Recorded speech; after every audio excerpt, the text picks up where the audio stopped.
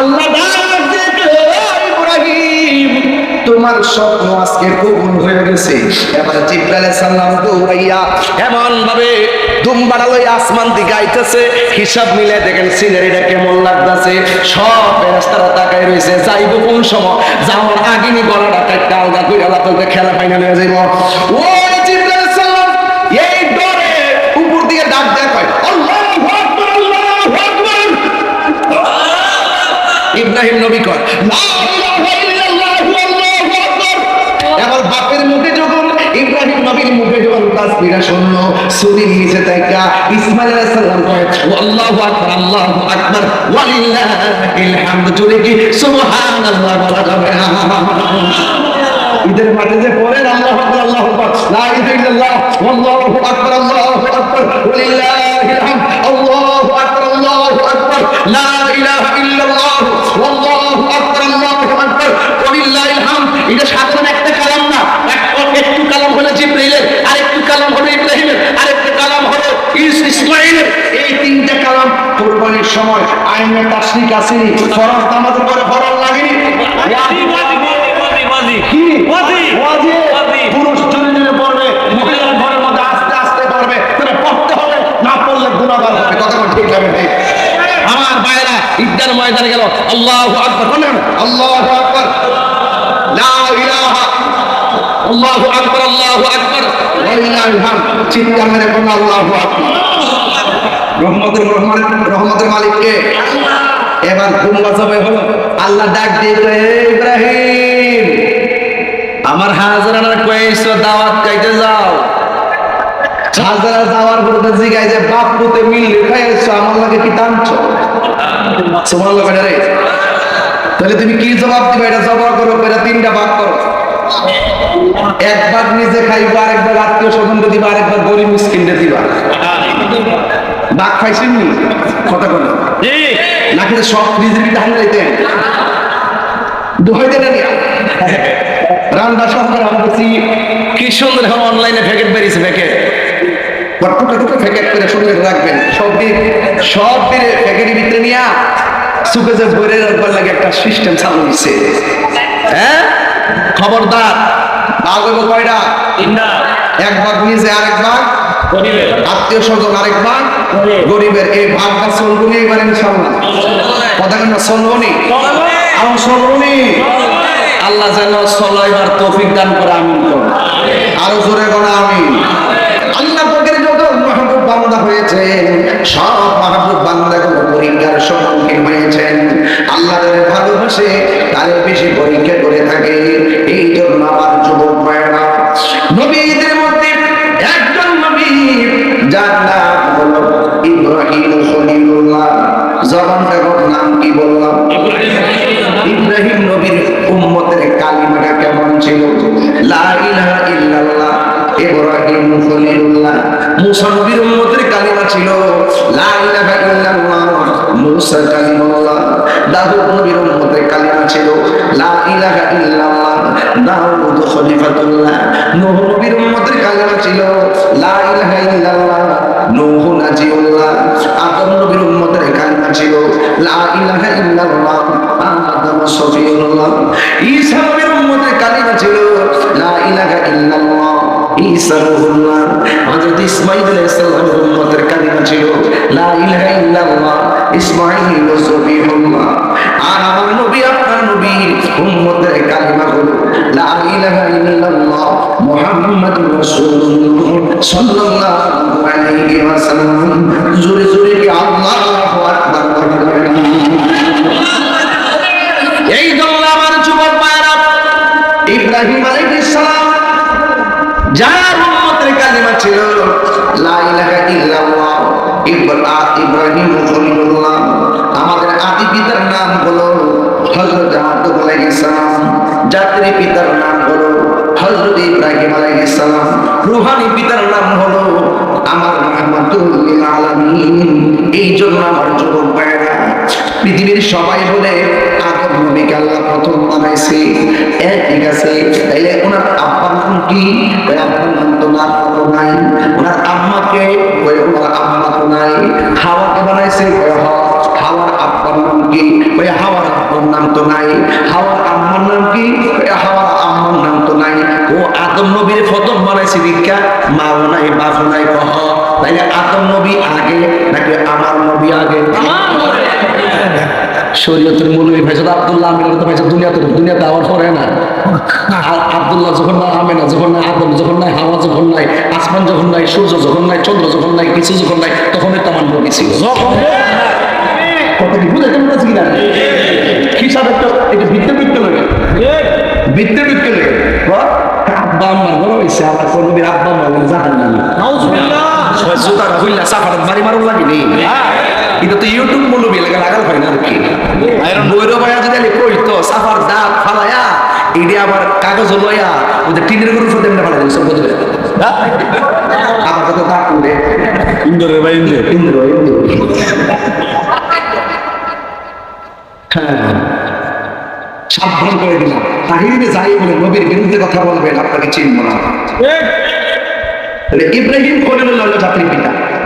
এরপরে আমার নবী, এখান থেকে মিল্লাত আবিকুম ইব্রাহিম, আমাদের জাতির পিতাকে ইব্রাহিম আলাইহিস সালাম।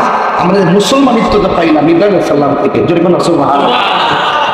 ও ইব্রাহিম আলাইহিস সালামকে আমার আল্লাহ 10টা পরীক্ষা করেছেন। কয়টা? 10টা। এই পরীক্ষা আপনার দিতে রাজি আছেন নি? 10টা পরীক্ষা করেছেন। এর মধ্যে এক নম্বরের পরীক্ষা হলো জবান খুলে কয় ইব্রাহিম নবী যার জিকির করতেন তিনি কে? আরো জোরে কোন তিনি কে? আল্লাহ জিকির করতেন। ইব্রাহিম আলাইহিস সালাম যখন আল্লাহ জিকির করেন, ইব্রাহিম আলাইহিস সালামের সমসাময়িক একটা নাফরমান ছিল, তার নাম হলো নমরুদ। জোরে কোন তার নাম কি? এটা কি বাবা? আমরা লেগে আনছেন? এই ঠান্ডা যাবো খেলাম ও আসামি করে গলা তোমরা ভাঙ্গে নাও খাইলাম মিলাটা তো ঠিক মতো গলাটা ভাঙ্গে আছে। আমি খাই এটা কেটটা ছেড়ে দিব।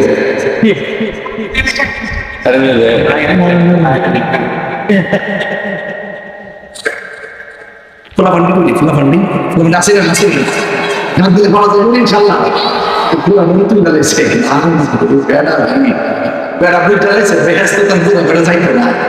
বেহেস্ত গেলে তো শীত টিপ করাই 33 বছর জুবান ঠান্ডায় বেহেস্ত ফুলাফান্ডি এমন বসে বানালো এরা বুঝতে গেছে। ইব্রাহিম নবীর আল্লাহ কয়টা প্রশ্ন পরীক্ষা করছে? এটা বড় করে কোন ওয়াজ কিনে ধরছে একটা সুন্দর বিষয়। বলেন কয়টা? একটু বড় করে কোন কয়টা? 10টা। এতে কোনো সন্দেহ আছে? একটু মনিটর সাউন্ড রাখি, মনিটরটা সাউন্ড আসতে গেছে। গভীর মনোযোগ। ইব্রাহিম নবী 10টা পরীক্ষা, এর মধ্যে একটা পরীক্ষা হলো কোনটা জানেননি? ইব্রাহিম নবী কার জিকির করে? এই জন্য নমরুদের শাখায় আগুন লেগে গেছে। আমি যখন ভৈরবে জিকির করি এই ধরনের আমাকে বিভিন্ন ধরনের কথাবার্তা বলে, অথচ এরা তো জানে না শরীরের খাদ্য হলো আপেল কমলা বেদানা, আর কলবের খাদ্য হলো আমার মাওলার জিকির। আজকে জিকির হইব ইনশাআল্লাহ। আপনাই যা কিছু চলবে ইনশাআল্লাহ। গভীর মনোযোগ। ইব্রাহিম নবীকে আমার আল্লাহ 10টা পরীক্ষা করেছে। এর মধ্যে একটা পরীক্ষা হলো নমরুদ ইব্রাহিম আলাইহিস সালামকে একটা বাঘের খাঁচার ভিতরে ঢুকাইয়া দিছে। বাহির থেকে তালা দিছে আর বাহির থেকে নমরুদ নাচতেছে। 7 দিন পর্যন্ত বাঘের কোনো খাওয়ান দেই নাই। অনাহারি বাঘের সামনে ইব্রাহিম নবীর দেওয়ার পর নমরুদ মনে মনে কয় কি জানেননি? নমরুদ কয় বাঘে তো মানুষ ছাড়ে না, বাঘে অন্য প্রাণী ছাড়ে না। অনাহারি বাঘ ইব্রাহিম নবীর ঠাস করে খেয়ে ফেলবে। এই কথা বললা নমরুদ বাইরে নাচানাচি করে। আর ইব্রাহিম নবী মনে মনে কয় 7 দিনে অনাহারি বাঘের সামনে যখন আমার দিছে নিঃসন্দেহে বাঘ আমারে খায়া ফেলাইব। তবে আল্লাহর কাছে একটা ফরিয়াদ করি, আল্লাহ ও আমার আল্লাহ, ও আমার আল্লাহ গো, আমার আল্লাহ, আমি জানি ডাইনে আমার বিপদ, বামে আমার বিপদ, সামনে আমার বিপদ, পিছনে আমার বিপদ। বাঘের হাত থেকে আমি বই করে খাই পাবো না। যদি বাঘ আমারে খাইয়া ফেলায় আমার কোনো আপত্তি নাই। করি, তোমার কাছে একটা ফরিয়াদ করি, আমার যদি মরণ হইয়া যায় জেলখানার ভিতরে, আমার মরণটা যেন নামাজরত অবস্থায় মরণ হয়। জোরে জোরে দিয়ে আল্লাহু আকবার ওই নামাজ আমরা চাই কি চাই না? আরো জোরে বলো, চাই কি চাই না? ইব্রাহিম আলাইহিস সালাম যখন নামাজ দাঁড়াইছে, বাঘটা পিছন দিক দিয়ে ঘাড়ের মধ্যে কামড় দিতে গেল, ওই ইব্রাহিম নবী রুকুর মধ্যে চলে গেল। এবার রুকুর মধ্যে যাইয়া যখন ঘাড়ে ধরবে, ইব্রাহিম নবী নিয়ম অনুযায়ী দাঁড়ায় গেল। যখন সাজদার মধ্যে গেছে, মাথার মধ্যে কামড় দিবে, সাজদা উঠে গেছে। এইভাবে ইব্রাহিম নবী 2 রাকাত নামাজের সাজদার মধ্যে থেকে উপর পিঠে বৈঠকে বসলেন। বসার পরে পাগড়া সামনে যাইয়া 2টা হাত এমনি দুইলা দাঁড়াইছে, ইব্রাহিম নবীর খেয়ে ফেলবে। এবার ইব্রাহিম বৃষ্টির মরণ যায় না, 2টা হাত আল্লাহর দরবারে বাড়ায় দিল। ও আমার আল্লাহ, ও আমার আল্লাহ, তুমি ছাড়া দয়ার কেউ নাই, তুমি ছাড়া দয়ার কেউ নাই। ও মারে ডাকি তোমারে,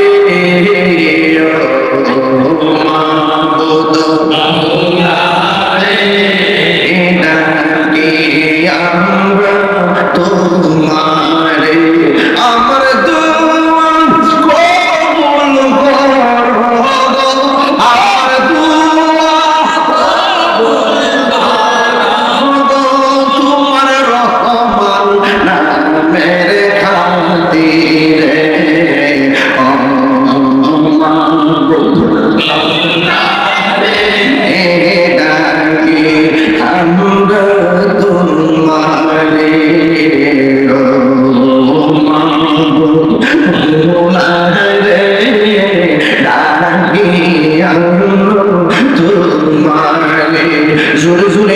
আল্লাহু আকবার।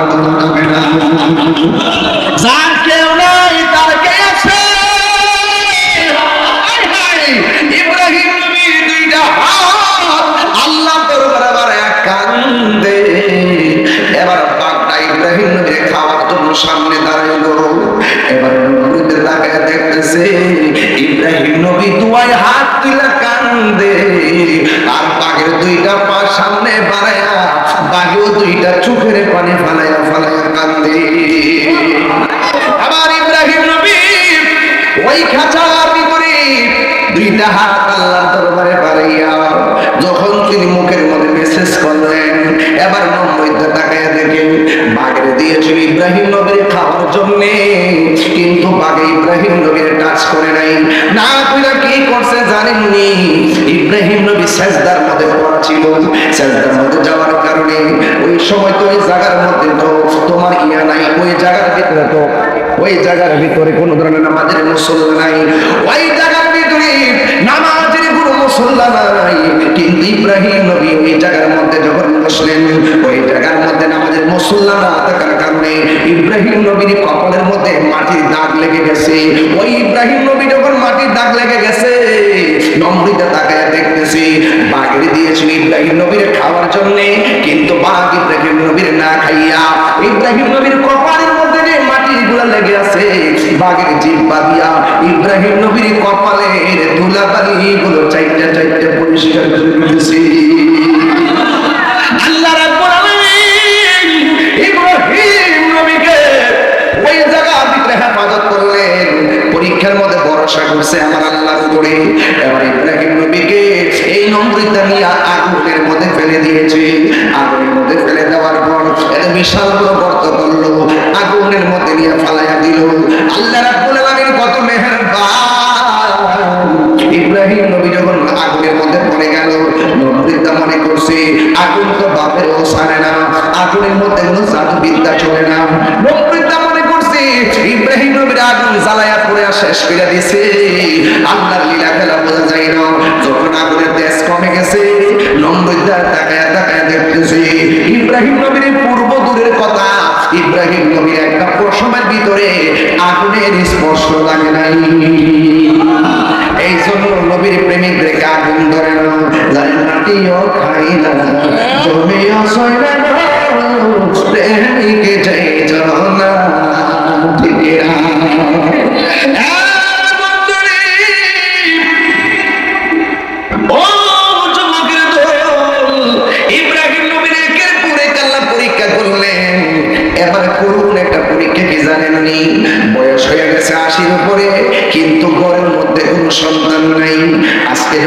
ঘরে গেলাম, সন্তানের জন্য একজন দরখাস্ত করলো, আপনারা জবান খুলে বলুন সন্তান দেওয়ার মালিক কে?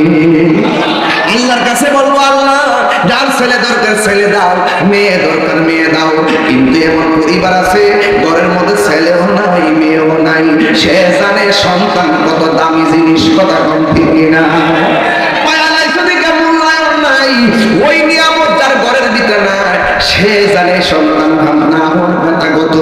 এবার একদিন টাইমে ইব্রাহিম নবী একদিন আমার আল্লাহকে ডাক দিয়ে কয়, আল্লাহ রাব্বি হাবলি মিনাস সালিহিন, ও আল্লাহ আমার একটা নেক সন্তান দিয়ে দাও।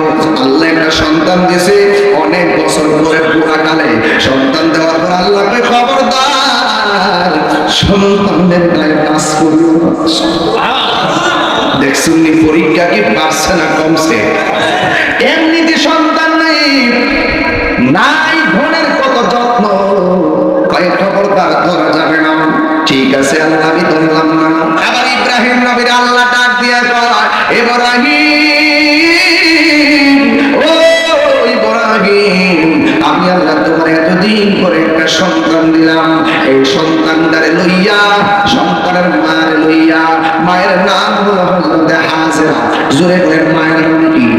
তোমার স্ত্রী হাজেরাকে লইয়া এমন একটা জায়গার মধ্যে তুমি যাইবা, যেই জায়গার মধ্যে কোনো মানুষ নাই, যেই জায়গার মধ্যে কোনো গাছ নাই, যেই জায়গার মধ্যে কোনো গাছ নাই, যেই জায়গার মধ্যে কোনো বসত বাড়ি নাই, এমন একটা জায়গায় যাইবা যেই জায়গার ভিতরে তোমরা তিনজন ছাড়া আর কেউ নাই। এবার কিছু শুকনা খাবার লইয়া পানিগুলা যাইয়া রওনা দিছি, এমন একটা জায়গায় গেছি, যাইয়া দেখে সেখানে কোনো মানুষ নাই, সেখানে কোনো পানি নাই, সেখানে কোনো কিছু নাই, একদম নীরব অরণ্যে একাকী। ওখানে চলে যাওয়ার পরে হঠাৎ ইব্রাহিম নবী তার স্ত্রী হাজেরাকে ডাক দিয়া বলে, হাজেরা কয় আমার আল্লাহ তো আপনাদের অনেক পরীক্ষা করতেছে, আমি তো তোমাদেরকে আর এখানে নিয়ে থাকতে পারবো না, এখান থেকে আমাকে চলে যেতে হবে। হাজেরা ডাক দিয়ে কয়, স্বামী গো আপনি যদি চলে যান তাইলে আমি কেমনে চলবো? আপনি যদি চলে যান রাত্রিবেলা মা সন্তান নিয়ে কেমনে ঘুমাবো? এছাড়া আমি একটা মহিলা মানুষ, একলা একলা কেমনে থাকবো? কোনো পাক পাকারি নাই, কোনো খাবার নাই, কোনো মানুষ নাই, আমি কেমনে থাকবো? এখানে তো আমি একা থাকতে পারবো না। এবার হাজেরা ডাক দিয়ে কয়, স্বামী গো আপনি কি আপনার নিজের ইচ্ছায় চলে যাইতেছেন নাকি আল্লাহর ইচ্ছায় চলে যাইতেছেন? ইব্রাহিম নবী ডাক দিয়ে কয়, হাজেরা যা, যে আমার সন্তান দিছে, যে আমার সন্তান কাজ করতে নিষেধ করছে, যে আমার সন্তান নিয়ে বাইরে হইছে, এই আল্লাহই আমারে এখানে তোমার রাইখা হিজরত করার জন্য অর্ডার করেছে। এবার হাজেরা ডাক দিয়ে কয়, স্বামী গো স্বামী গো, ও স্বামী আপনার কোনো টেনশন নাই, আমার কোনো টেনশন নাই। আপনার মা সন্তানের অবস্থা দেখে যদি আল্লাহ আপনারা চলে যাইতে বলে আমার কোনো আপত্তি নাই, নিশ্চয়ই আমার আল্লাহ আমারে আমার সন্তান রে না খাওয়া মারবে না। আরো জোরে জোরে কন্যা আল্লাহ ভগবান দয়া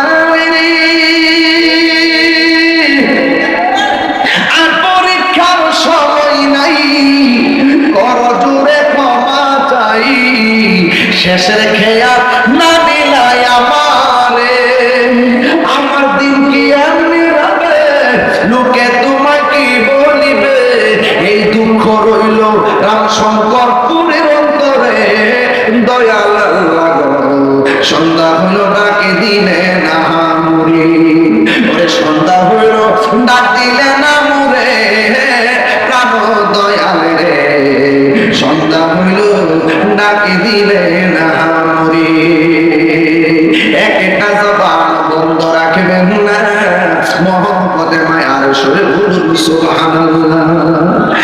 ইব্রাহিম নবী চলে গেছে, মাঝখানে দুধ একদিন শুকাইয়া গেছে, জিহ্বার পানি শুকাইয়া গেছে। আপনারা আওয়াজ করে বলেন, কোন সংসারে যদি খাবার না থাকে, মার হাজার ক্ষুধা হইল মা চিন্তা করে না, মা সব সময় সন্তানের চিন্তা করে, কথা কোন ঠিক না?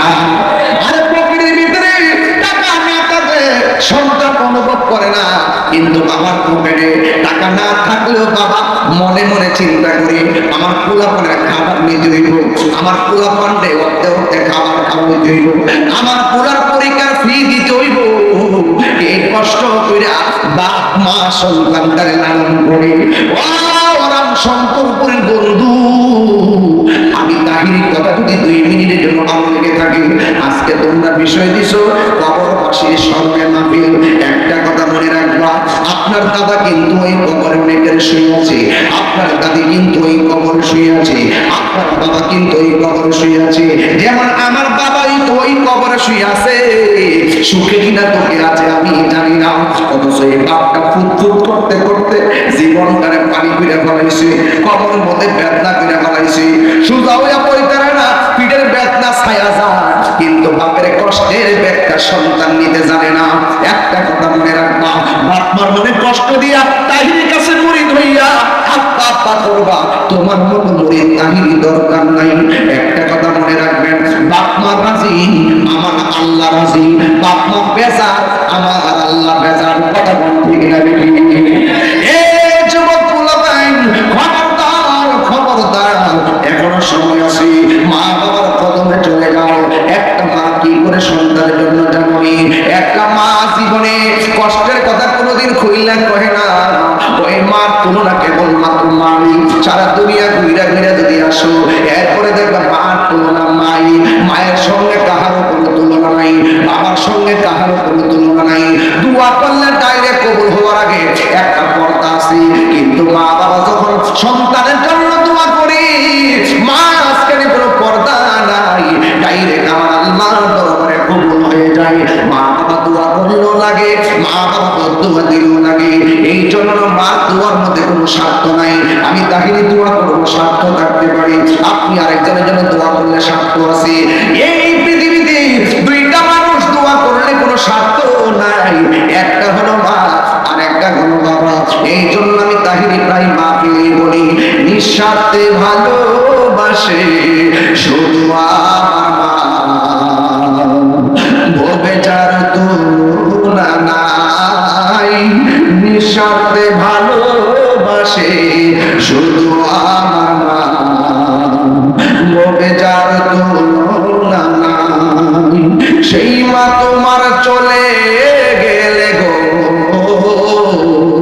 আল্লাহু আকবার, সেই মা তোমার চলে গেলে সার হইব কান্দন।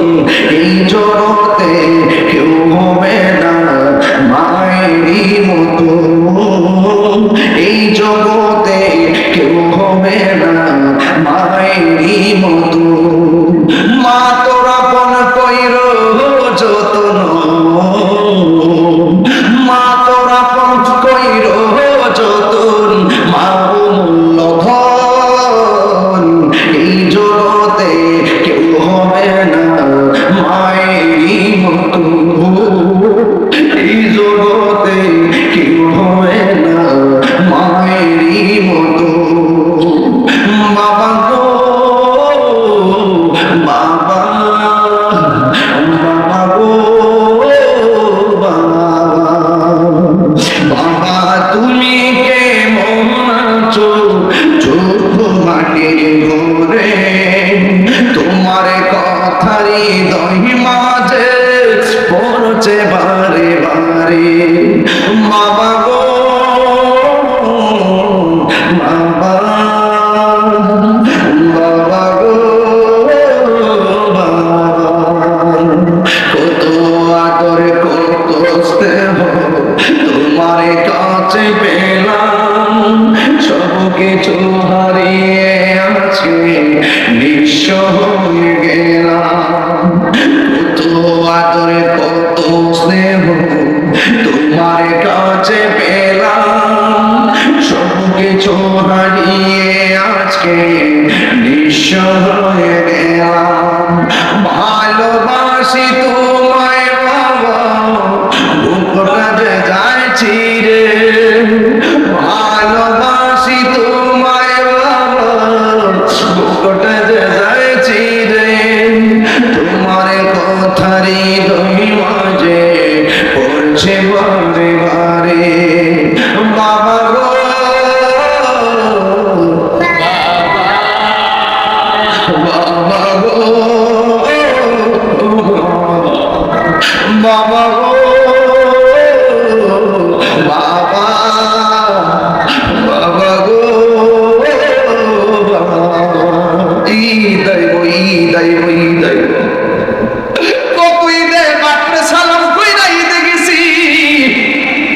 কত কুরবানিতে বাপরে লইয়া গোশত খাইছি।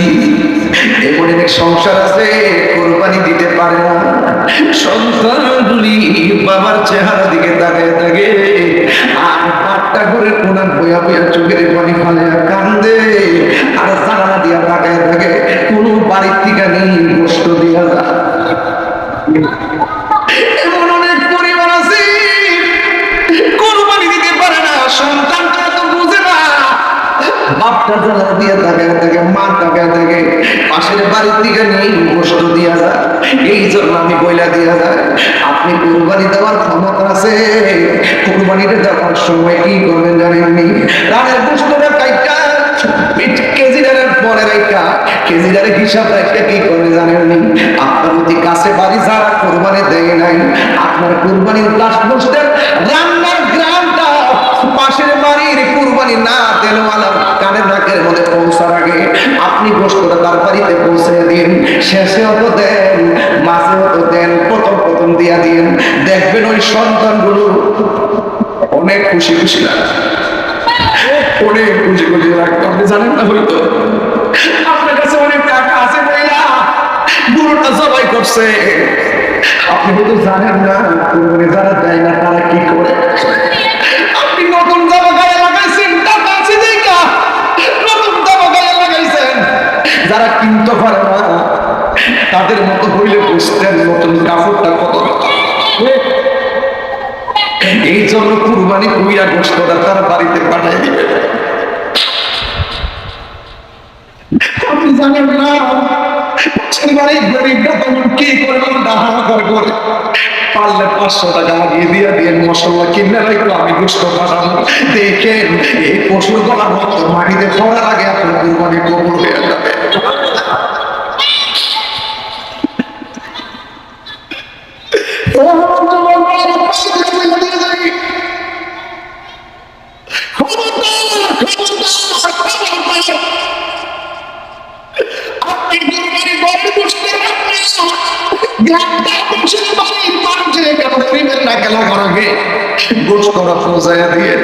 বাপটা তখন তার স্ত্রী লইয়া কি কথা আমার যে ফুটটা, আল্লাহ তুমি আমার তৌফিক দিলাম, আমার পুতের কি করতেছে, আমি এই মুহূর্তে যদি গোপনে নিয়ে দুইটা ফুট জানিয়ে কথা ঢুকাইতে পারেন আমার আল্লাহ তার প্রতি রাজি হইয়া যাইব। ইব্রাহিম নবী কি কই জানেননি? তুমি থাকো, আল্লাহ আমার হুকুম দিতে যাই বললে আমি যাইগা। হাজেরা কই আল্লাহ আমার না খাওয়া মারবেন, আপনি জানগা। সন্তানটা যখন মোটামুটি চলাফেরা করতে পারে ওই মুহূর্তে আমার আল্লাহ ডাক দিয়া ইব্রাহিম তোমার সবচাইতে প্রিয় বস্তুটা তুমি কুরবানি করো। দুম্বা কুরবানি করলো, আমার আল্লাহ পছন্দ করে নাই। দুম্বা কুরবানি করলো, আমার আল্লাহ পছন্দ হয় নাই। উট কুরবানি করলো, আল্লাহর পছন্দ হয় নাই। একটার পর একটা সন্তানি কুরবানি করলো, আমার আল্লাহর পছন্দ হয় নাই। আল্লাহ রাব্বুল আলামিন বলে ইব্রাহিম তোমার সবচাইতে প্রিয় বস্তুটা কুরবানি করো। ইব্রাহিম নবী মনে মনে কয় এই দুনিয়ার মধ্যে আমার সবচাইতে প্রিয় হলো বুড়া বয়সে যে আল্লাহ আমার একটা ছেলে দিয়েছে, এই ছেলের নাম হলো ইসমাইল। আমার ইসমাইলটা আমার প্রিয়, আল্লাহ যদি রাজি হয় আমার পোলাটারে আমি কুরবানি দিয়া দিব। ওই হিজরত করতে গেছে এক জায়গায়, ওখান থেকে বাড়িতে আইছে, আয়া দেখে ইসমাইল টুকুর টাকুর হাঁটে, কিন্তু হাঁটার আগে একটা নিয়ামত আল্লাহ দান করছে। ইব্রাহিম নবী ওখানে হাজারা কয় আমার স্তনে তো শুকিয়ে গেছে, জিহ্বার পানি শুকিয়ে গেছে, মস্কের পানি নাই, আমার শুকনা খাবার খাইলে স্তনে দুধ আসে না, এখন আমার পোলা পানির জন্য কান্দে।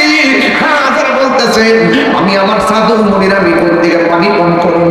হঠাৎ করে তাকায় দেখে একটা পাহাড় থেকে উতলাইতেছে পানি, দৌড়াইয়া পাহাড়ে গেল, ছায়া দেখে পানি নাই, রৌদ্রের কারণে মরুভূমির বালুগুলা চিকচিক করতেছে।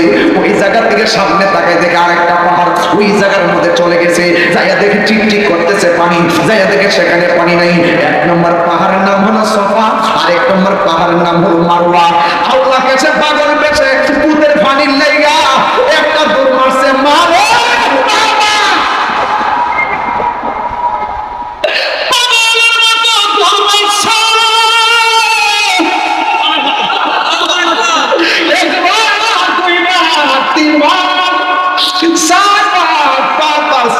সাতবার দৌড় মাইরা আমার আল্লাহর কাছে দুইটা হাত বাড়াই দিয়েছে, আল্লাহ আমার জাদুমণি পানির জন্য হাহাকার করতেছে।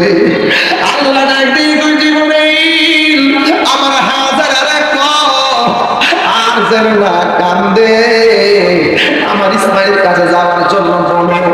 এবার হাজার একটা দুর্বল সন্তানের কাছে যায়, দেখে সন্তানটা পায়ের গোড়া লাগাইতেছে, পায়ের গোড়া দিয়ে আমার আল্লাহ নিচের দিকে পানি বাইরে করছে। এই পানির নামই হইল জমজমের পানি।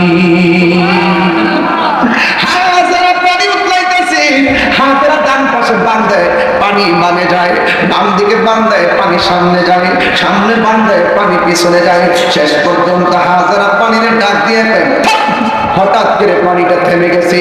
উপর দিকে আওয়াজ আসছে, ডাক দিয়ে হাজারা আজকে যদি পানিতে থাম না বলতাম সারাটা পৃথিবী আমি আল্লাহ জমজমের পানি দিয়া পাবে।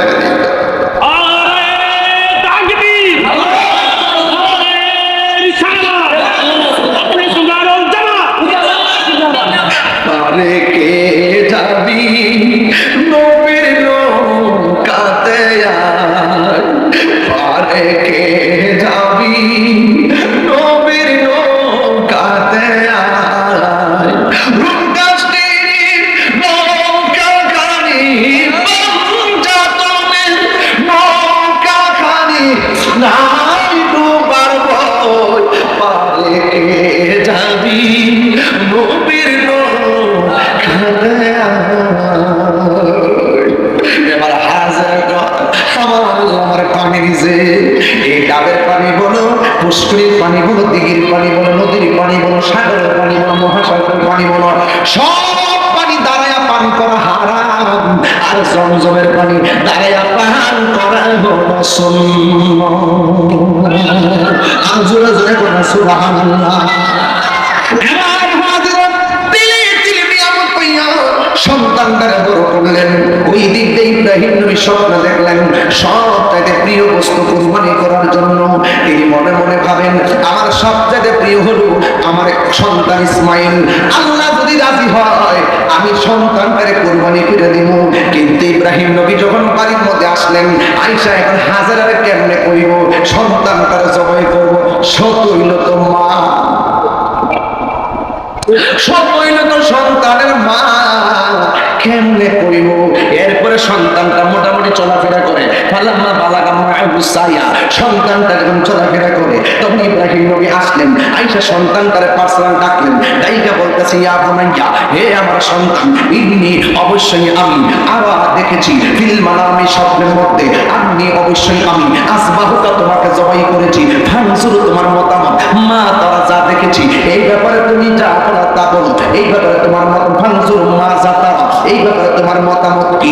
আমরা সন্দরে জাম গাছ জাম ধরে, সন্তানটা যেমন বাপে যেমন সন্তানটা তেমন সন্তানটা আল্লাহ সন্তানতে ইব্রাহিম নবী বলতেছেন ইয়া বুনাইয়া ইন্নী আরা ফিল মানামি আন্নী আযবাহুকা ফানজুর মা যা তারা, হে বাবা আমি স্বপ্নে দেখছি তোমার সবাই করছি, তুমি এই ব্যাপারে কি বলতে চাও। সন্তান ডাক দিয়া কয় ইয়া আবাতি মা তুমার সাতাজিদুনি ইনশাআল্লাহু মিনাস সাবিরিন। মসজিদের ইমাম খতিবগণ যারা ঈদের নামাজ পড়ান এই বক্তব্যটা ঈদের মধ্যে চালায় দিবেন, দেখবেন মানুষ কত চোখের পানি ফলায় ফলায় কান্দে। আজকে গুরু জব করতেছি, ওই দিন যদি ইসমাইল জব হইয়া যাইতো মানুষ মানুষকে নিয়ে বাজারে তুলতো, ভৈরবের বাজারে, কালীপুরের বাজারে মানুষ জব হইতো। আল্লাহ যে কত নিয়ামত আল্লাহ দান করছে। বন্ধুরা কান্দেন না, বন্ধুরা রে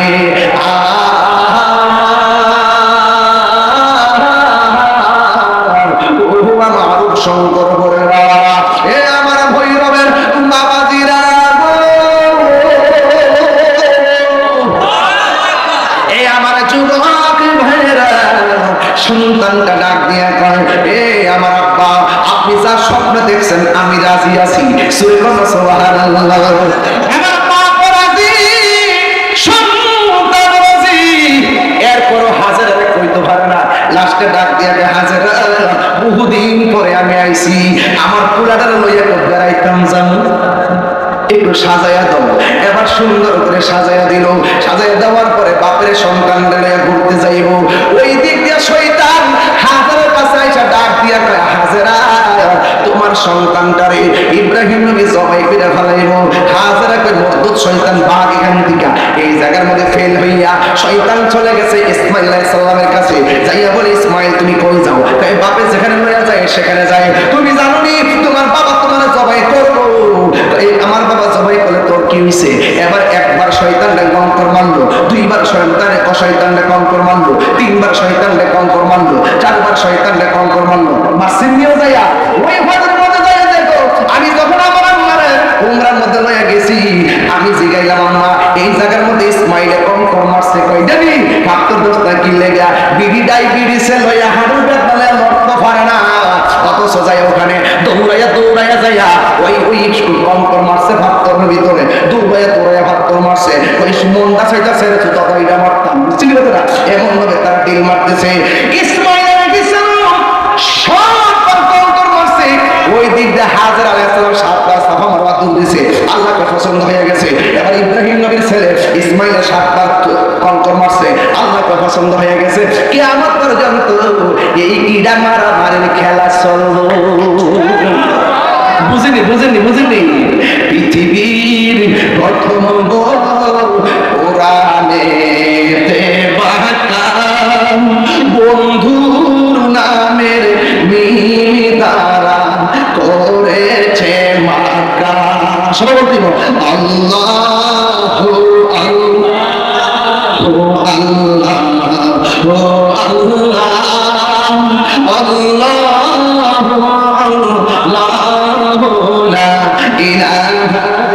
আল্লাহ যেতাই লক্ষ কোটি হাজিদের প্রেম মেলা লাপাই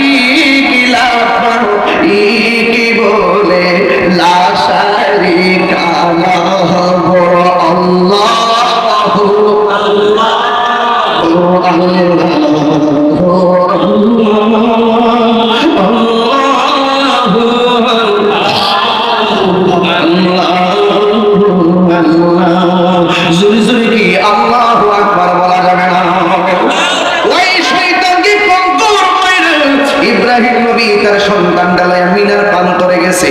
ওই মিনার মধ্যে গেলে কুরবানি লাগেনি, কুরবানি দেওয়ার আগে ইব্রাহিম নবী ইসমাইলকে ডাক দিয়ে কয় বাবা আসছি সেই জায়গায়, তুমি রাজি রে? রাজি। আসমানটা কাঁপতেছে, জমিনটা নাচতেছে, ফেরেশতাগুলো পাগলের মতো হয়ে গেছে। এটা কেমন কথা রে? বাপ হইয়া সন্তানের গলার মধ্যে ছুরি চালাইয়া দিব, এটা তো হতে পারে না। পৃথিবী যেন উল্টাইয়া যাইতেছে। ও ইব্রাহিম নবী ডাক দিয়ে পুত্রে এখন তোমার আমি জবাই করতে চাই, তুমি কি বলো? এবার ইসমাইল আলাইহিস সালাম ডাক দিয়া বলে বাবা গো আমার বাবা, আমি আপনার একমাত্র সন্তান। এতদিন পরে আপনি আসলেন, আপনি আমার চোখের দিকে তাকাইয়া কেমনে গলার মধ্যে ছুরি চালাইবেন? এরপর আমি ছুরিটা চালাইলে আমার হাত পা লড়াচড়া করলে কেমনে আল্লাহর রাজি করবেন? ও চোখের দিকে তাকায় মায়া না লাগে, আমার চোখ দুইটাকে কালা কাপড় দিয়া বাইন্দা দেন, হাতগুলা যেন নড়াচড়া না করে, আমার দুইটা হাত বাইন্দা দেন, আমার পাগুলা বাইন্দা দেন। ও বাবা সাতাজিদুনি ইনশাআল্লাহু মিনাস সাবিরিন। ও বাবা আপনি আমার ধৈর্যশীলদের অন্তর্ভুক্ত পাবেন। একটা কদম আমার পা লড়বে না, একটা কদম আমার হাত লড়বে না। ও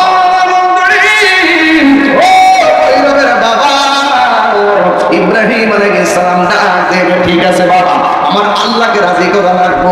সন্তান কয় আমারও আল্লাহকে রাজি করা লাগবো। এবার হাত দুইটা বাঁধলেন, পা দুইটা বাঁধলেন, চোখের মধ্যে কালা কাপড় দিয়া বাইদা মাটির মধ্যে যখন শোয়া দিবেন, ওই মুহূর্তে সন্তান ডাক দিয়া কয় আল্লাহকে জোরে হবে, সন্তান ডাক দিয়া কয় বাবা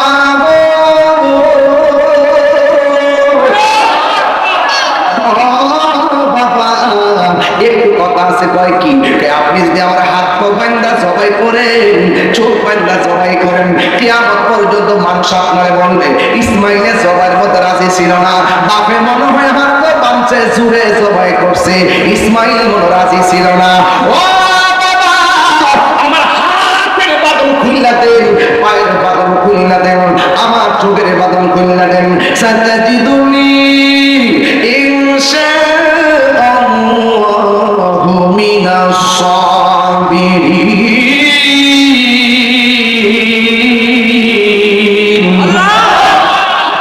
আমাকে ধৈর্যশীলদের অন্তর্ভুক্ত করেন। এ ভৈরবের বন্ধু এবার হাত বান্ধা দিছে, হাত খুললা দিছে, পা দুইটা খুলে দিছে, চোখের বাদল খুললা দিছে। এবার বাপেও রাজি, সন্তান রাজি। ফালাম্মা আসলামা ওয়া তাল্লাহু লিল জাবিন, ফালাম্মা আসলামা ওয়া তাল্লাহু লিল জাবিন।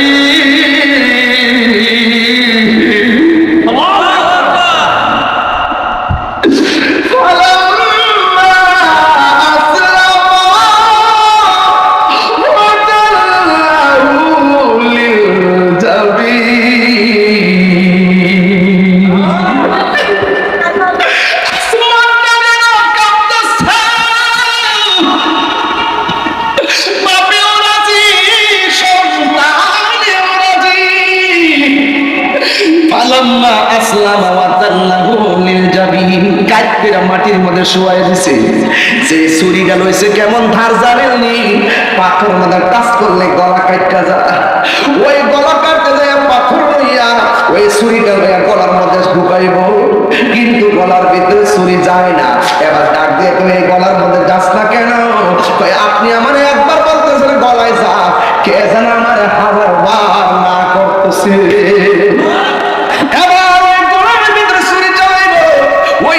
আমার আল্লাহ ডাক দিয়ে কয় জিবরাইল তুই কই রে, কই? ওই সিদরাতুল মুনতাহা। জিবরাইলের জীবনে তিনবার পৃথিবীর মধ্যে সবচেয়ে দ্রুত গতিতে আসছে। একবার হলো ইউসুফ আলাইহিস সালামকে যখন তার 10 ভাই মিলে কুয়ার মধ্যে ফেলাই দিয়েছে, আল্লাহ কয় জিবরাইল কই রে, দৌড়ে যা। ওই ইউসুফ নবীর বডিটা পানির মধ্যে লাগার আগে তোর পাখাটা ধূপের নিচে বিছাইয়া দিয়া আমার ইউসুফের জন্য একটা বাড়ি বানায়া দে। উপরতে ছাড়ছে, নিচে পড়বার আগে জিবরাইল পাখা হাজির হয়ে গেছে। আর আমার নবীকে যখন উহুদের জমিনে যখন দন্ত মুবারক শহীদ করল, নবীর দাড়ি মুবারক পয়সা যখন রক্ত মুবারকটা পানির নিচে পড়ে যাবে, রক্ত মুবারকটা ঝরে গেছে, পড়বার আগে জিবরাইল আলাইহিস সালাম নিজের হাতের মধ্যে নিয়ে নিলেন। এরপরে 3 নম্বর হলো ইব্রাহিম আলাইহিস সালাম যখন ইসমাইলের গলার মধ্যে ছুরিটা চালাইব, এই ছুরিটা গলায় যাওয়ার আগে আল্লাহ ডাক দিয়ে কয় জিবরাইল, ও জিবরাইল জান্নাতের ভিতরে যাও, যাইয়া একটা কে নিয়ে আসো, একটা দুম্বা নিয়ে আসো, আমার ইব্রাহিমের কাছে যাইয়া খবরটা পৌঁছাই দাও। ওয়ানাদাইনাহু আইয়া ইব্রাহিম কদ সাদাকতার রুয়া ইন্না কাযালিকা নাজজিল মুহসিনিন।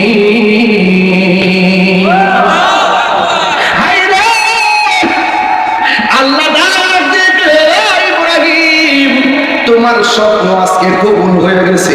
এবার জিবরাইল আলাইহিস সালাম দৌড়াইয়া এমন ভাবে দুম্বাটা লই আসমান দিকে আইতেছে, হিসাব মিলে দেখেন সিনারিটা কেমন লাগতেছে। সব ফেরেশতারা তাকায় রইছে, যাইব কোন সময়, যাওয়ার আগেই গলাটা কাটতে আলগা কইরা লাতে খেলা ফাইনাল হয়ে যাইব। ওই জিবরাইল আলাইহিস সালাম এই ডরে উপর দিকে ডাক দেয়া কয় আল্লাহু আকবার, আল্লাহু আকবার। ইব্রাহিম নবী কয় লা ইলাহা ইল্লাল্লাহু আল্লাহু আকবার। এবার বাপের মুখে যখন ইব্রাহিম নবীর মুখে যখন তাসবিহটা শুনলো, ছুরির নিচে তাইকা ইসমাঈল আলাইহিস সালাম কয় আল্লাহু আকবার, আল্লাহু আকবার ওয়ালিল্লাহিল হামদ। জোরে কি সুবহানাল্লাহ বলা যাবে না? ঈদের মাঠে যে পড়েন আল্লাহু আকবার, আল্লাহু আকবার, লা ইলাহা ইল্লাল্লাহ আল্লাহু আকবার, আল্লাহু আকবার ওয়ালিল্লাহিল হামদ, আল্লাহু আকবার, আল্লাহু আকবার, লা ইলাহা ইল্লাল্লাহ আল্লাহু আকবার, আল্লাহু আকবার ওয়ালিল্লাহিল হামদ। এটা সাধারণ একটা কালাম না, একটু কালাম হলো জিবরাইলের, আরেকটু কালাম হলো ইব্রাহিমের, আরেকটু কালাম হলো ইসমাঈলের। এই 3টা কালাম কুরবানির সময় আইনে তাশরিক আছে, ফরজ নামাজের পরে ফরজ লাগেনি, পুরুষ জনে পড়বে, মহিলার ঘরের মধ্যে আস্তে আস্তে পড়বে, তবে পড়তে হবে, না পড়লে গুনাহগার হবে। কথা ঠিক হবে? আমার ভাইরা ঈদগাহ ময়দানে গেল, আল্লাহু আকবার, আল্লাহু আকবার, লা ইলাহা আল্লাহু আকবার, আল্লাহু আকবার, ওয়ালিল্লাহিল হামদ। চিৎকার মেরে বলুন আল্লাহু আকবার। রহমতের মালিক কে? এবার ঘুম বাজাবে হলো।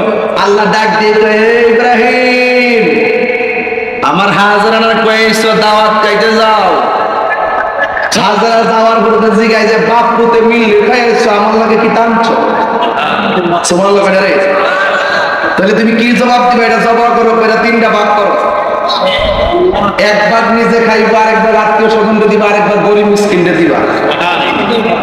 ভাগ খাইছেন নি?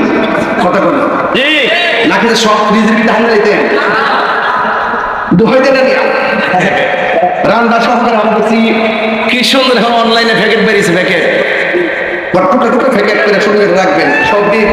সব দিয়ে প্যাকেটের ভিতরে নিয়ে সুখে যে ভরে রাখবার লাগে একটা সিস্টেম চালু হয়েছে। হ্যাঁ, খবরদার ভাগ হইব কয়টা?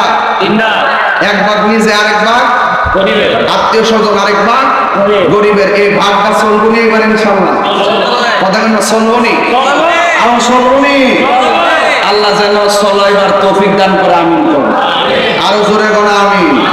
অনেকক্ষণ কথা বললাম, এক ঠেলায় কথা বললাম। বুঝাইতে চাই আল্লাহকে রাজি করতে যাই আমরা যা ইচ্ছা তাই করতে পারবো, তবে বিনিময় হলো কি আল্লাহ সন্তুষ্ট হতে হবে। আল্লাহ অসন্তুষ্টি হয় এমন কাজ করা যাবে। কারা কারা আমার কথা শুনে আজ খুশি হয়েছেন হাত তোলেন। সবাই বলে আল্লাহ, সবাই বলে